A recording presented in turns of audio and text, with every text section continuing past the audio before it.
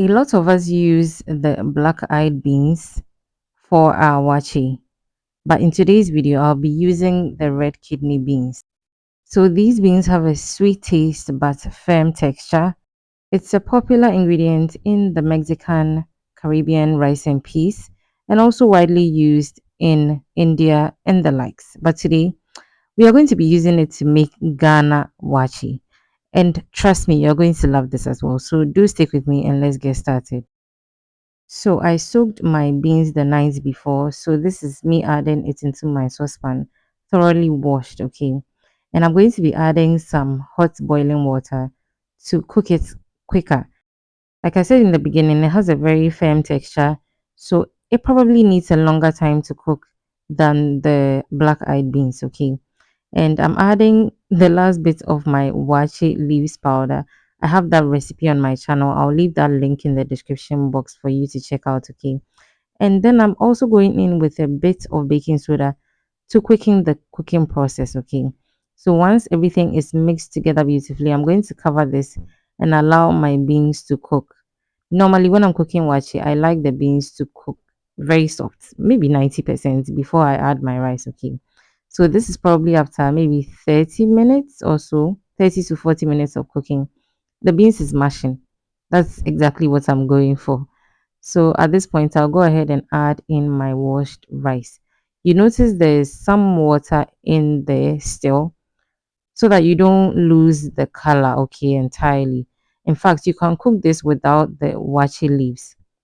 I have that video on my channel also. I'll leave the link in the description box because the beans will lend a tint of red to your waakye, so you'll be fine basically.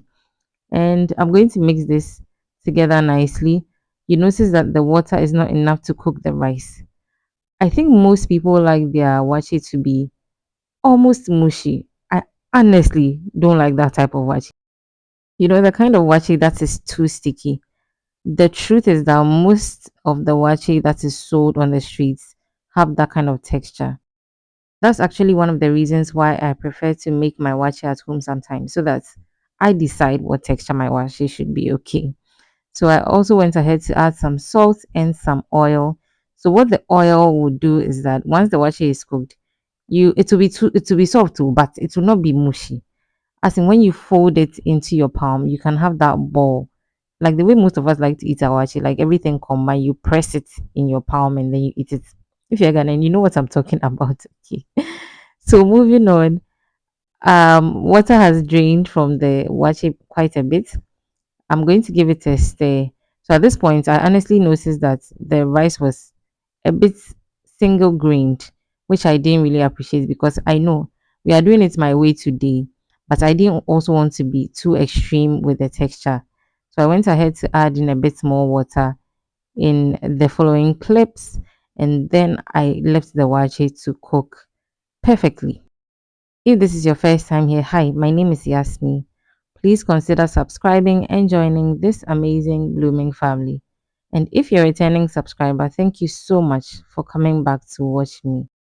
Also, if you've watched the video till this end, I'm assuming you love what you're watching, so please give me a thumbs up on the video and let's keep it moving.